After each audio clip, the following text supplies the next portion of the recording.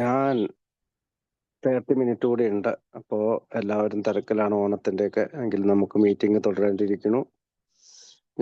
ഞാൻ രവീന്ദ്ര മദ്യപാന രോഗിയാണ്. ദൈവത്തിന്റെ കന്യാലയ എന്ന അത്ഭുത കൂട്ടായ്മയുടെ സഹായത്തിൽ ഇന്ന് ദിവസം മദ്യപിച്ചിട്ടുള്ള എൻ്റെ പേര് ഷിബു. അവർ ഗ്രേറ്റ് റെസ്പോൺസിബിലിറ്റി എന്ന പുസ്തകമാണ് നമ്മൾ അടുത്ത് നോക്കാൻ പോകുന്നത്. ഇത് നമ്മുടെ ഗ്രൂപ്പിലെ ഏറ്റവും അവസാനത്തെ ഒരു ബുക്ക് എന്ന രീതിയിൽ അവസാനത്തെ പുസ്തകമാണ്. ബാക്കി എല്ലാ ബുക്കുകളും തന്നെ നമ്മൾ ഏകദേശം കവർ ചെയ്ത് കഴിഞ്ഞു. ഇത് നമുക്കറിയാം. Our great responsibility a selection of Bill ഡബ്ല്യൂസ് general service conference talks 1951 to 1970. അതായത് എയുടെ സഹസ്ഥാപനായ ബിൽ ഡബ്ല്യു 1951 മുതൽ 1970 വരെ ജനറൽ സർവീസ് കോൺഫറൻസിൽ നടത്തിയ 16 പ്രസംഗങ്ങൾ ഒരുമിച്ച് സമാഹരിച്ചിരിക്കുന്ന ഒരു പുസ്തകമാണ്. ഞാൻ അതിന്റെ ഇംഗ്ലീഷ് ഭാഗം വായിച്ചിട്ട് മലയാളത്തിലേക്ക് പോകാം. Okay. Our great responsibility a selection of Bill ഡബ്ല്യൂസ് general service conference talks 1951-1970 gathers together 16 addresses given by AI's co-founder, made available in print from to readers everywhere for the first time. The talks in this volume culminate years of the research and transcription of recordings. Throughout this rich reading experience, we hear first-hand Bill's thoughts on the group conscience and the trusted servant, on the principle of AA service, on the relationship between principles and personalities, and even on the necessity to stand alone at all time. At all time, we see to his willingness to entertain the broad, long view of Alcoholics Anonymous.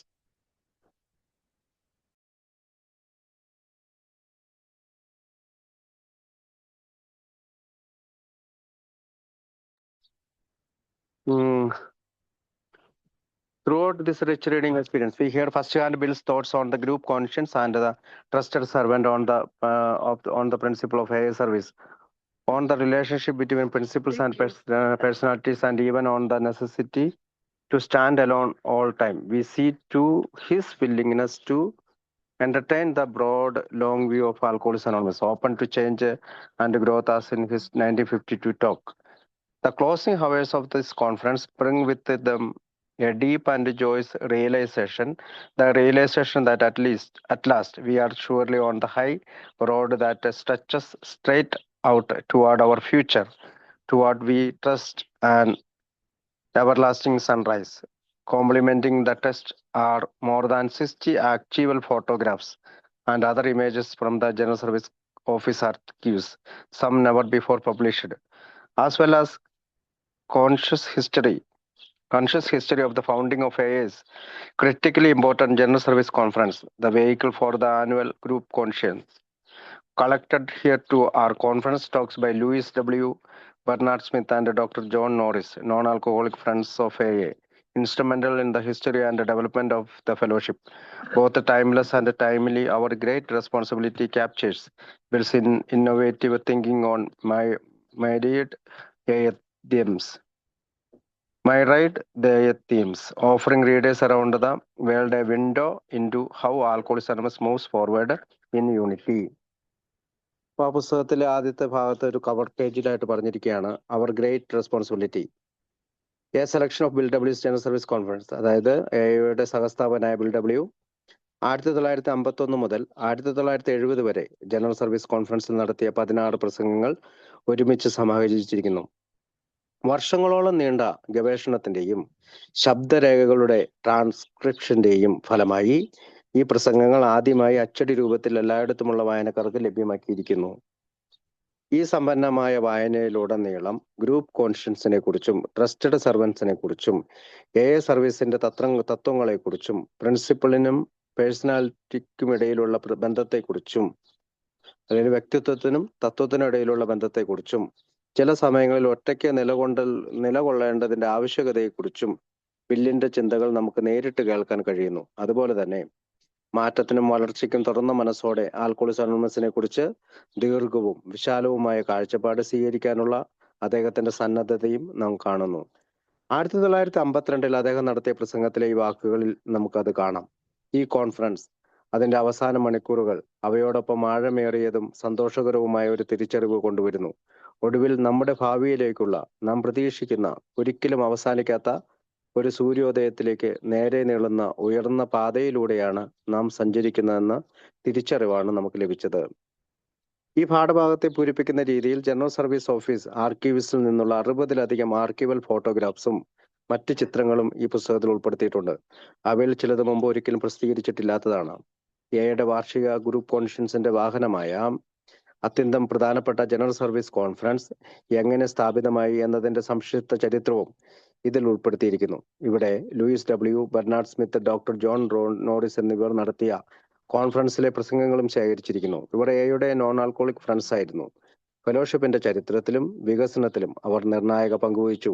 കാലാതീതവും അതേസമയം കാലികവുമായ അവർ great responsibility എയുടെ അനവധി വിഷയങ്ങളെക്കുറിച്ചുള്ള bill ഡബ്ല്യുവിന്റെ നവീനമായ ചിന്തകളെ ഉൾക്കൊള്ളുന്നു. ആൽക്കോളിക്സ് anonymous എങ്ങനെ ഐക്യത്തിൽ മുന്നോട്ട് പോകുന്നു എന്നതിലേക്കുള്ള ഒരു ജനൽ ലോകമെമ്പാടുമുള്ള വായനക്കാർക്ക് ഈ ഗ്രന്ഥം തുറന്നു കൊടുക്കുന്നു.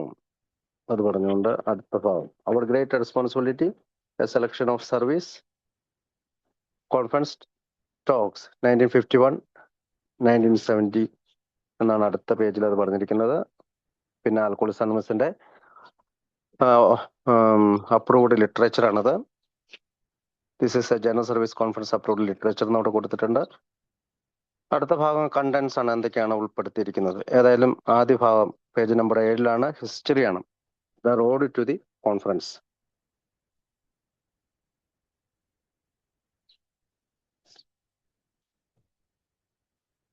അടുത്ത ഭാഗത്തേക്ക് പോകും.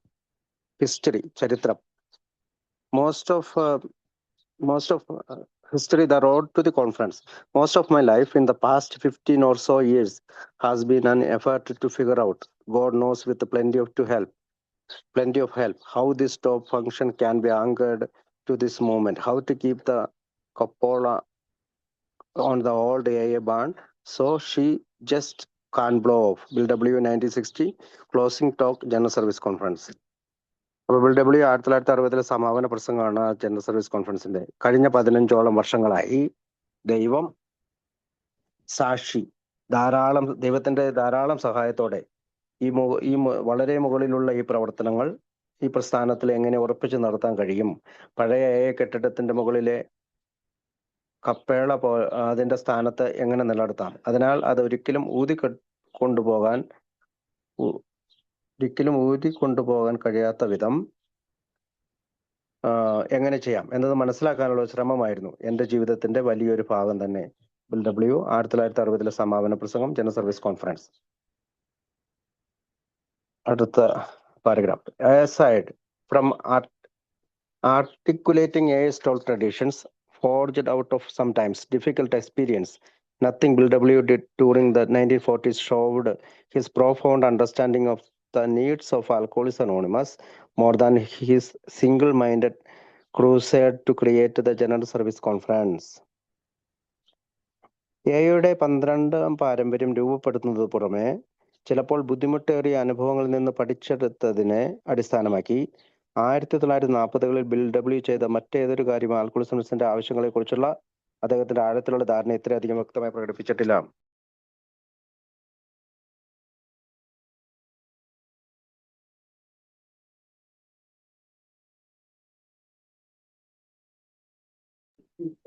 Yeah. Why you say that?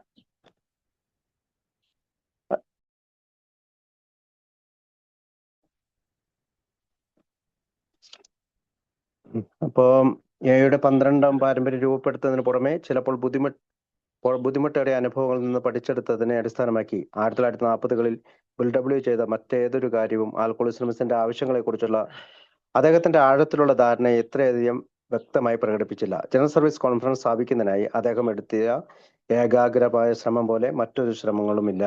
ആൽക്കോഹോളിക്സ് anonymous had grown from 100 members in 1938 to roughly 30,000 in the mid-1940s. At this time, AA was a loosely knit association of autonomous groups, those whose source of inspiration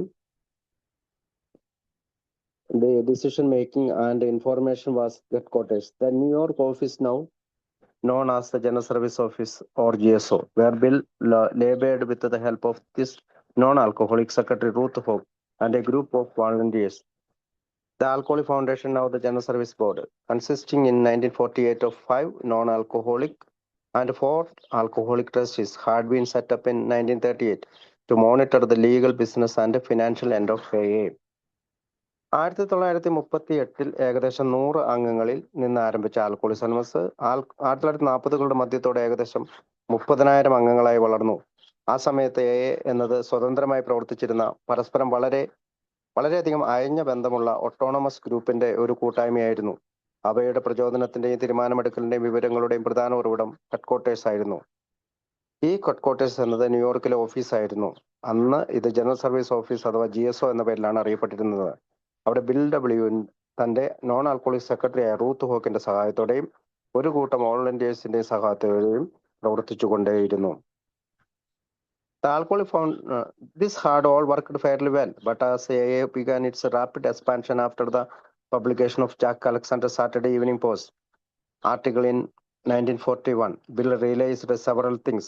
One was that he, Dr. Bob, and the other old-timers were, as he nicely put it, perishable. None of them was going to live forever. In fact, Dr. Bob would die in 1950s of cancer. Secondly, while important matters concerning AA's policies were set by the foundation, the trustees didn't want to get into the wider arena of what was going on out in the groups.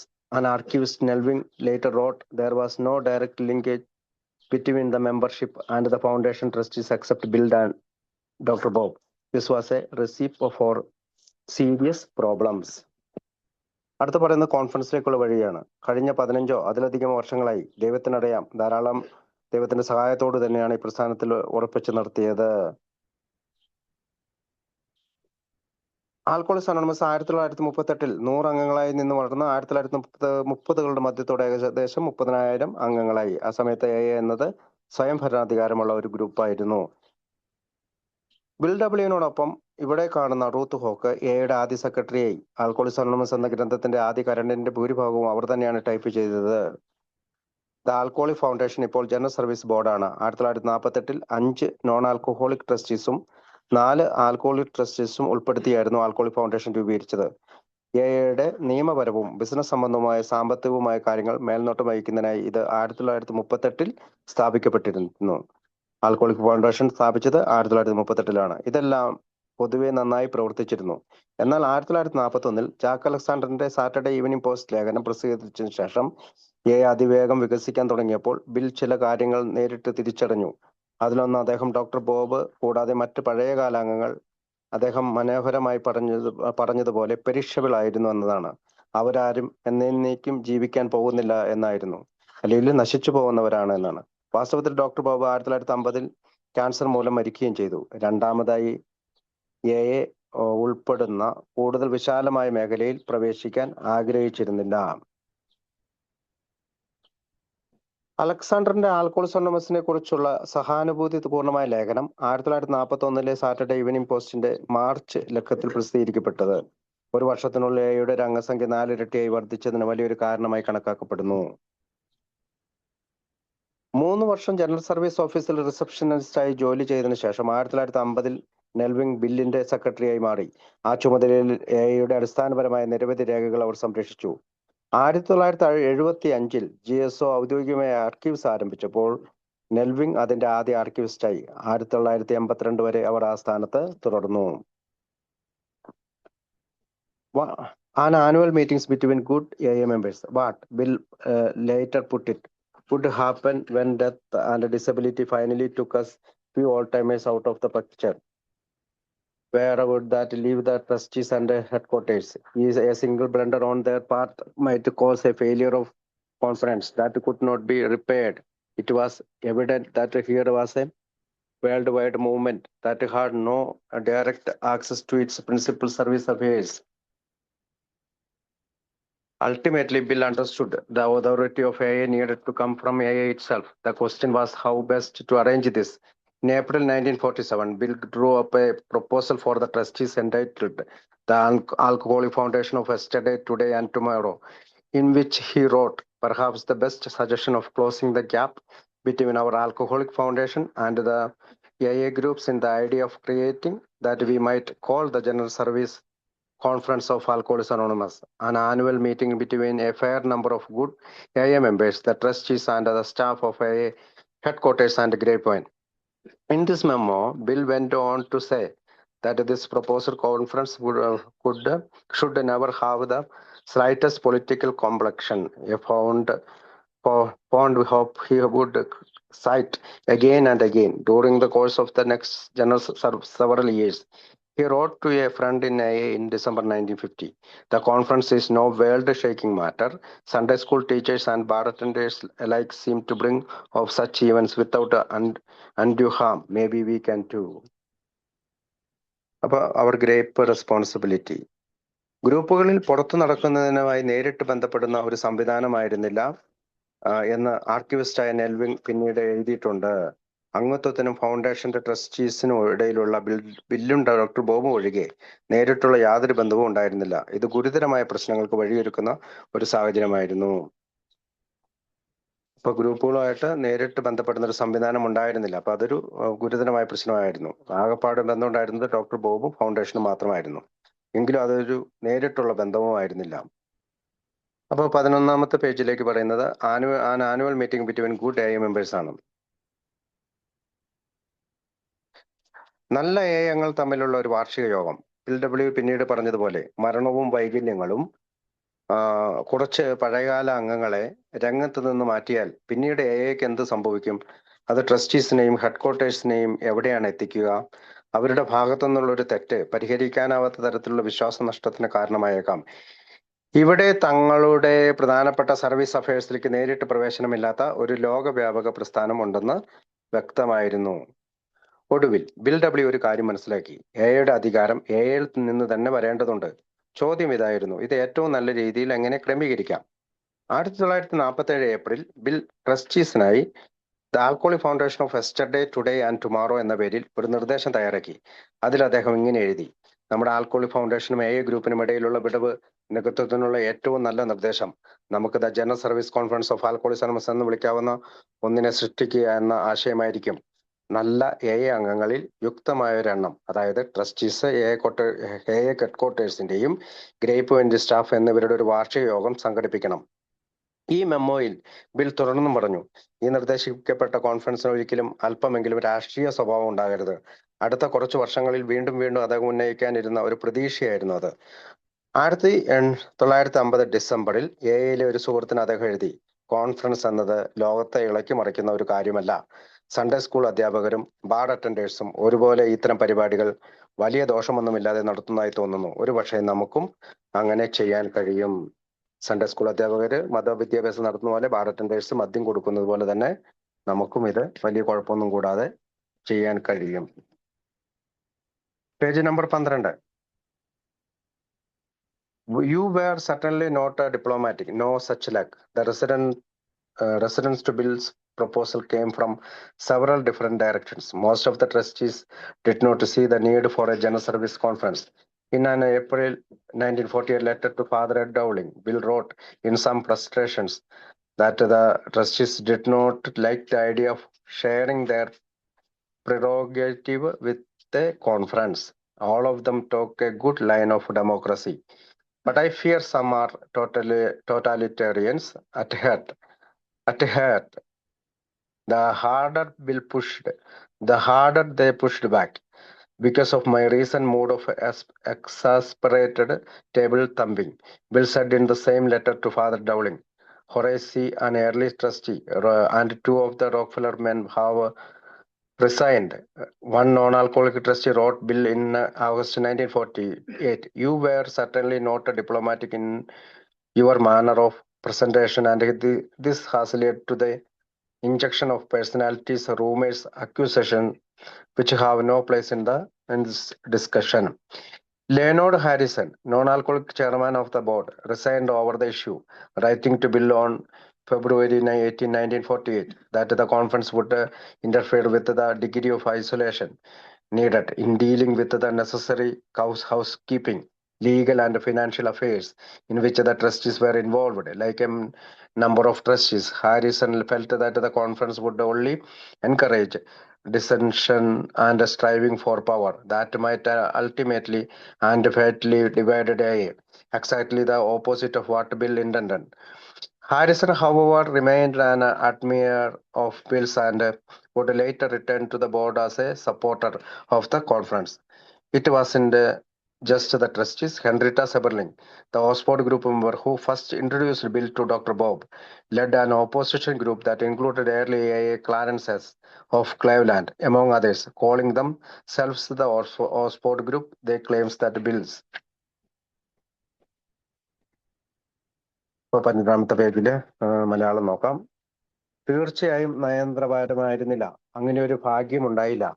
ബില്ലിന്റെ നിർദ്ദേശത്തുള്ള എതിർപ്പ് പല വ്യത്യസ്ത ദിശകളിൽ നിന്നുമാണ് കടന്നു വന്നത്. മിക്ക ട്രസ്റ്റീസിനും general service കോൺഫറൻസിന്റെ ആവശ്യം മനസ്സിലാക്കാനായില്ല. 1948 ഏപ്രിൽ ഫാദർ എഡ് ഡൗളിങ്ങിന് എഴുതിയ ഒരു കത്തിൽ നിരാശയുടെ ബില്ല് ഇങ്ങനെ എഴുതി: ട്രസ്റ്റീസിന് ഒരു കോൺഫറൻസുമായി തങ്ങളുടെ അധികാരങ്ങൾ പങ്കിടുക എന്ന ആശയം ഇഷ്ടപ്പെട്ടിരുന്നില്ല എന്ന് അദ്ദേഹം എഴുതി. അവരെല്ലാം ജനാധിപത്യത്തെക്കുറിച്ച് നല്ല രീതിയിൽ സംസാരിക്കുന്നു, പക്ഷേ അവരിൽ ചിലർ ഹൃദയത്തിൽ ഏകാധിപതികളാണെന്ന് ഞാൻ ഭയപ്പെടുന്നു എന്നാണ് അക്കത്തിൽ ഡൗളിങ്ങിനോട് അദ്ദേഹം പറഞ്ഞത്. ബിൽ എത്ര ശക്തമായി മുന്നോട്ട് പോയോ അത്ര ശക്തമായി തന്നെ അവർ തിരിച്ചടിച്ചു. ഫാദർ ഡൗളിങ്ങിന് എഴുതിയ അതേ കത്തിൽ ബിൽ ഡബ്ല്യു പറയുന്നു: എന്റെ അടുത്ത കാലത്തെ പ്രകോപിതമായ മേശയിൽ മുഷ്ടി കൊണ്ടടിക്കുന്ന പോലെയുള്ള ആവേശം കാരണം ആദ്യകാല ട്രസ്റ്റീസായ ഹൊറേസി റോക്ക്ഫെല്ലറിലെ 2 ആളുകളും രാജിവെച്ചു.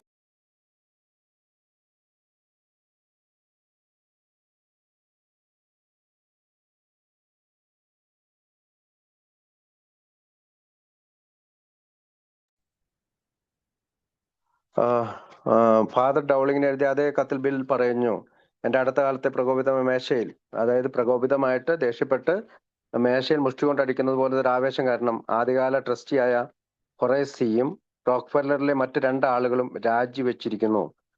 ഒരു നോൺ ആൽക്കോളിക് ട്രസ്റ്റി 1948 ഓഗസ്റ്റ് ബില്ലിന് എഴുതി: നിങ്ങളുടെ നിർദ്ദേശം അവതരിപ്പിച്ച രീതി തീർച്ചയായും നയതന്ത്രപരമായിരുന്നില്ല. അതിന്റെ ഫലമായി പേഴ്സണാലിറ്റീസ്, റൂമേഴ്സ്, അക്യൂസേഷൻ എന്നിവ ഈ ചർച്ചയിൽ കടന്നു വന്നു. അവയ്ക്ക് ഈ ചർച്ചയിൽ യാതൊരു സ്ഥാനവുമില്ലായിരുന്നു. ബോർഡിന്റെ നോൺ ആൽക്കോളിക് ചെയർമാൻ ആയ ലിയോനാർഡ് ഹാരിസൺ ഈ വിഷയത്തെ ചൊല്ലി രാജിവെച്ചു. 1948 ഫെബ്രുവരി 18 ബില്ലിന് എഴുതിയ കത്തിൽ ട്രസ്റ്റീസ് കൈകാര്യം ചെയ്തുകൊണ്ടിരുന്ന ആവശ്യമായ ഹൗസ് കീപ്പിംഗ്, ലീഗൽ, ഫിനാൻഷ്യൽ അഫയേഴ്സിനെ നേരിടുന്നതിന് ആവശ്യമായ ഐസൊലേഷനിൽ കോൺഫറൻസ് ഇടപെടുമെന്ന് അദ്ദേഹം ബിൽ ഡബ്ല്യുവിനെ എഴുതി അറിയിച്ചു. പല ട്രസ്റ്റീസിനെയും പോലെ ഹാരിസണും കോൺഫറൻസിൽ ഭിന്നതയും അധികാരത്തിനായുള്ള പോരാട്ടവും മാത്രമേ പ്രോത്സാഹിപ്പിക്കുകയുള്ളൂ എന്നും അതോടുകൂടി AA മാരകമായി വിഭജിച്ചേക്കാമെന്നും കരുതുകയും ഭയപ്പെടുകയും ചെയ്തു. ഇത് ബില്ല് ഉദ്ദേശിച്ചതിന്റെ തികച്ചും വിപരീതമായിരുന്നു. എന്നിരുന്നാലും ഹാരിസൺ ബില്ലിന്റെ ആരാധകനായി തുടർന്നു. പിന്നീട് കോൺഫറൻസിന്റെ പിന്തുണക്കാരനായി ബോർഡിലേക്ക് തിരിച്ചു വരികയും ചെയ്തു.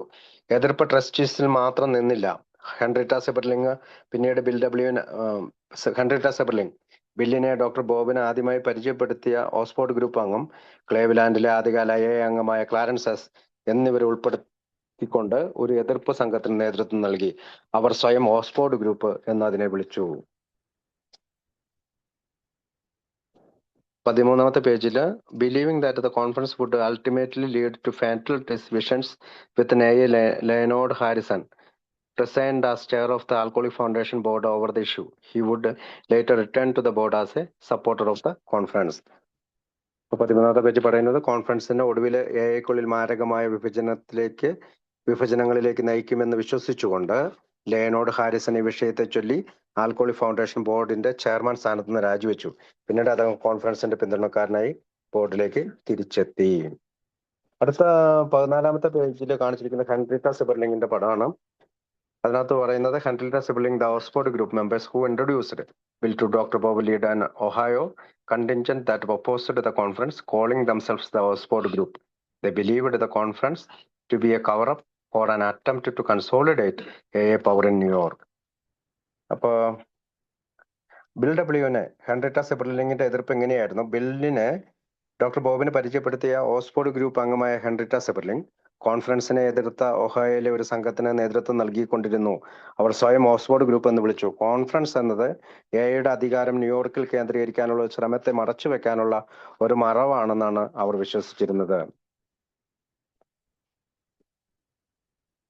അടുത്ത പേജ് 15ാമത്തെ page. Conference idea was a cover up for a power grab to concentrate revenue and authority in New York. There should be no need Sberling wrote for schemes of elections of delegates to advise trustees how to divide money, dispense largesse, make new principles, etc. And no need to receive debatable legacies. Clarence, who had always had a somewhat adversarial relationship with the bill, wrote to Sberling that the Ohio old-timers were 100% against any kind of organization or control and resent any interference of authority vested in New York. Bill has pulled his schemes on a lot of groups, but he is out of his head trying to do so here. Conference എന്ന ആശയം എയുടെ അധികാരവും വരുമാനവും ന്യൂയോർക്കിൽ കേന്ദ്രീകരിക്കാനുള്ള ഒരു അധികാരപിടുത്തത്തെ അങ്ങനെയുള്ള ഒരു ശ്രമത്തെ മറച്ചു വെക്കാനുള്ള ഒരു മറയായിരുന്നു എന്ന് അവർ കരുതി. സബർലിംഗ് ഇങ്ങനെ എഴുതി: ട്രസ്റ്റീസിനെ ഉപദേശിക്കാൻ ഡെലിഗേറ്റിനെ തിരഞ്ഞെടുക്കുന്ന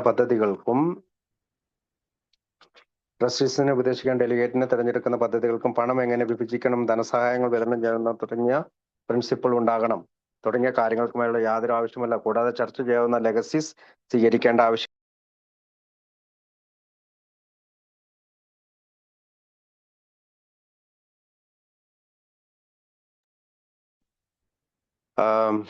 ട്രസ്റ്റീസിനെ ഉപദേശിക്കാൻ ഡെലിഗേറ്റിനെ തിരഞ്ഞെടുക്കുന്ന പദ്ധതികൾക്കും പണം എങ്ങനെ വിഭജിക്കണം, ധനസഹായങ്ങൾ എങ്ങനെ വിതരണം ചെയ്യണം, പുതിയ പ്രിൻസിപ്പൽ തത്വങ്ങൾ എങ്ങനെ ഉണ്ടാക്കണം തുടങ്ങിയ കാര്യങ്ങൾക്കുമായുള്ള യാതൊരു ആവശ്യവുമില്ല. കൂടാതെ ചർച്ച ചെയ്യാവുന്ന ലെഗസീസ് സ്വീകരിക്കേണ്ട ആവശ്യമില്ല. ബില്ലിനോട് എല്ലായ്പ്പോഴും കുറച്ചൊക്കെ എതിർപ്പുള്ള ബന്ധം പുലർത്തിയിരുന്ന ക്ലാരൻസ് സിബർലിംഗിന് ഇങ്ങനെ എഴുതി: ഒഹായോയിലെ പഴയകാല അംഗങ്ങൾ ഏത് തരത്തിലുള്ള ഓർഗനൈസേഷനും കൺട്രോളിനും 100% എതിരാണ്. ന്യൂയോർക്കിന് അധികാരം നിക്ഷിപ്തമാണെന്ന യാതൊരു സൂചനയും അവർ എതിർക്കുന്നു. ബിൽ തന്റെ പദ്ധതികൾ പല ഗ്രൂപ്പുകളിലും അടിച്ചേൽപ്പിച്ചിട്ടുണ്ട്. എന്നാൽ ഇവിടെ അത് ചെയ്യാൻ ശ്രമിക്കുന്നത് അദ്ദേഹത്തിന്റെ വിവേകം നഷ്ടപ്പെട്ടതുപോലെയാണ്. അടുത്ത ഭാഗം 15ാമത്തെ പേജിൽ തന്നെ: your presence and influence are badly needed. നിങ്ങളുടെ സാന്നിധ്യവും സ്വാധീനവും വളരെ ആവശ്യമാണ്. Some of the most stubborn resistance, perhaps surprisingly, came from AI's co-founder, Dr. Bob. Bill's adamant insistence on the conference and the controversy this was stirring up among the trustees caused Bob to protest to Bill in May 1948. I am just as interested in AA as you are, but I am not 100% sure as to the wisest course to follow and the wisest ultimate setup. Perhaps easy does it. It is the best course to follow. Keep your shirt on for a bit and remember that whatever happens, we love you a lot. Smithy. This found note of rebuff did not deter Bill for long. In the summer of 1948, he wrote to Bob, most of the alcoholics on the board are due to get off at the year end, but they will probably try to nominate as their successors people who think as they do, unless, of course, the groups set up loud cries for a conference or you, and I insist something be done. It was shortly after this letter from Bill that Bob found out that he had cancer. He soon underwent several operations that sapped his strength, even as he was being pushed by both pro and anti-conference advocates. അപ്പോൾ doctor ബോബിനോട് പറയുന്നതാണ്, നിങ്ങളുടെ സാന്നിധ്യവും സ്വാധീനവും വളരെ ആവശ്യമാണ്. ഒരുപക്ഷെ അതിശയകരമായി ഏറ്റവും കൂടുതൽ കടുത്ത എതിർപ്പുകളിൽ ചിലത് എയുടെ സഹസ്ഥാപനായ ഡോക്ടർ ബോബിൽ നിന്ന് തന്നെയാണ് വന്നത്. കോൺഫറൻസിനെ കുറിച്ചുള്ള ബില്ലിന്റെ ഉറച്ച നിലപാടും അത് ട്രസ്റ്റികൾക്കിടയിൽ സൃഷ്ടിച്ചുകൊണ്ടിരിക്കുന്ന വിവാദവും കാരണം 1948 മെയിൽ ഡോക്ടർ ബോബ് ബിൽ ഡബ്ല്യുവിനോട് പ്രതിഷേധിച്ചു.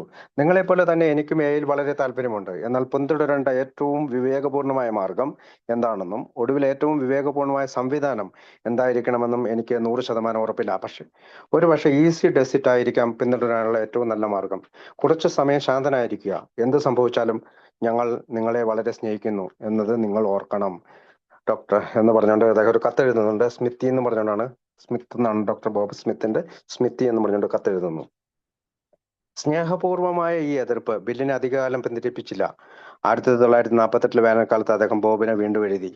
ബോർഡിലുള്ള ഭൂരിഭാഗം ആൽക്കഹോളിക്സിന്റെയും കാലാവധി ഈ വർഷത്തോടെ അവസാനിക്കാനിരിക്കുകയാണ്. എന്നാൽ അവർ തങ്ങളെ പോലെ തന്നെ ചിന്തിക്കുന്ന ആളുകളെ തങ്ങളുടെ പിൻഗാമികളായി നാമനിർദ്ദേശം ചെയ്യാൻ സാധ്യതയുണ്ട്. തീർച്ചയായും ഗ്രൂപ്പുകൾ ഒരു കോൺഫറൻസിനായി ശക്തമായ ആവശ്യം ഉന്നയിക്കുകയോ അല്ലെങ്കിൽ നിങ്ങളും ഞാനും എന്തെങ്കിലും ചെയ്യണമെന്ന് നിർബന്ധിക്കുകയോ ചെയ്തില്ലെങ്കിൽ എന്ന് പറഞ്ഞാണ് ആ കത്ത് അവസാനിക്കുന്നത്.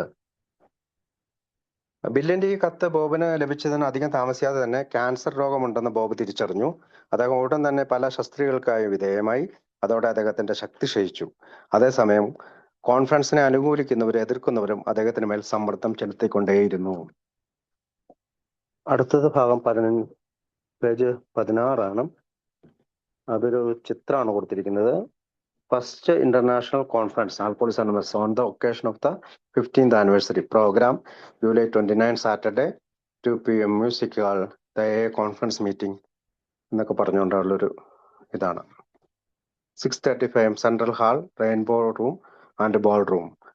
July 30 Sunday 10:30 AM Cleveland hall, hotel, ballroom. The spiritual significance of a symposium conducted by outstanding AA members. 2 PM Cleveland Auditorium, the big meeting. The two speakers only Dr. Bob and Bill W. Dr. Bob and Bill. Registration at $150 per person may be made at any time during the conference at any time the meetings listed above or at headquarters or shown on the back cover. At any of these places, your registration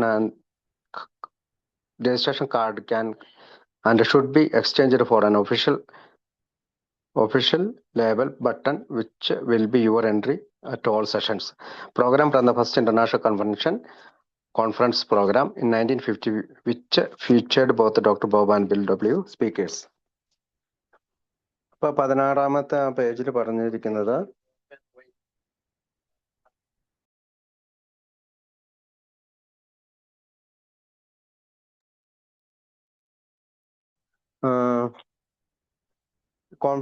ആദ്യത്തെ international കൺവെൻഷന്റെ പരിപാടിയെ കുറിച്ചാണ് ഈ 16-ാമത്തെ പേജ് പറഞ്ഞിരിക്കുന്നത്.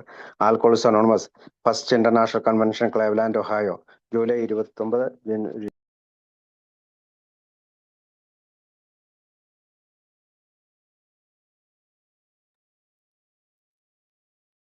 July 29 ശനിയാഴ്ച 2 PM music hall the AA conference meeting. AA ട്രഡീഷനെ കുറിച്ചും AAയുടെ മറ്റ് പ്രധാനപ്പെട്ട വിഷയങ്ങളെ കുറിച്ചും ചർച്ചയാണ്.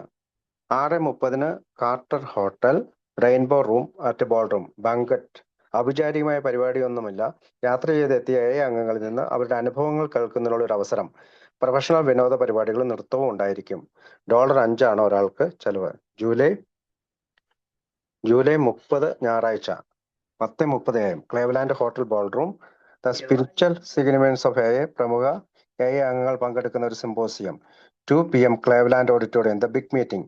2 സ്പീക്കർ മാത്രം, ഡോക്ടർ ബോബും ബിൽ ഡബ്ല്യുവും. $150 നിരക്കിലുള്ള രജിസ്ട്രേഷൻ കോൺഫറൻസ് നടക്കുന്ന സമയത്ത് മുകളിൽ പറഞ്ഞിരിക്കുന്ന ഏതെങ്കിലും മീറ്റിംഗ് സ്ഥലത്തോ ബാക്ക് കവറിൽ കാണിച്ചിരിക്കുന്ന ഹെഡ്ക്വാർട്ടേഴ്സിലോ ഏത് സമയത്തും നടത്താവുന്നതാണ്. ഈ സ്ഥലങ്ങളിൽ ഏതെങ്കിലും ഒന്നിൽ നിങ്ങളുടെ രജിസ്ട്രേഷൻ കാർഡ് ഒരു ഒഫീഷ്യൽ ലേബൽ ബട്ടണായി മാറ്റാവുന്നതാണ്. ആ ബട്ടൺ ആയിരിക്കും എല്ലാ സെഷനിലേക്കുള്ള നിങ്ങളുടെ പ്രവേശനാനുമതി. 1950 നടന്ന ഫസ്റ്റ് ഇന്റർനാഷണൽ കൺവെൻഷന്റെ പ്രോഗ്രാമിൽ നിന്നുള്ള ഈ ഭാഗം പ്രോഗ്രാമിൽ ഡോക്ടർ ബോബിനെയും ബില്ലിനെയും സ്പീക്കർമാരായി ഉൾപ്പെടുത്തിയിരിക്കുന്നു. ഇത്രയും പറഞ്ഞുകൊണ്ട് നമുക്ക് അവസാനിപ്പിക്കാം. ആരെങ്കിലും